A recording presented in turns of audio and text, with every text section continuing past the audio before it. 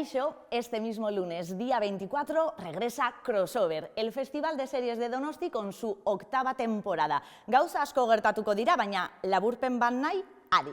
Astelenean, primeran egin duten telesail berria aurkeztuko dugu. Fenomeno handi bat izateko itxura duena, desagertuta. Y luego, Love is in the air. Vamos a hablar sobre las parejas en las series. Ya sabéis, Los Años Nuevos, Nadie quiere esto. Y el martes, Nacho Vigalondo y Twin Peaks, un combo imbatible.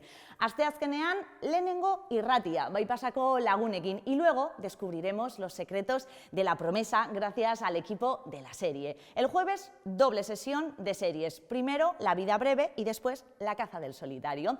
El viernes hablaremos sobre actrices y personajes inolvidables. Y para cenar, un menú deluxe, series gourmet. El sábado, fin de fiesta con Las hijas de la criada, con Mariliendre, con el repaso a las series del año y para terminar, la batalla que enfrentará a dos pesos pesados, Los Simpsons y Padre de Familia. Eta ezaztu, Santa Teresako erakusketa hainbat telesail ezagunekin, Stranger Things edo The Boys haien artean. Eta nork parte hartuko du aurtengo crossover jaialdian? Apuntatu.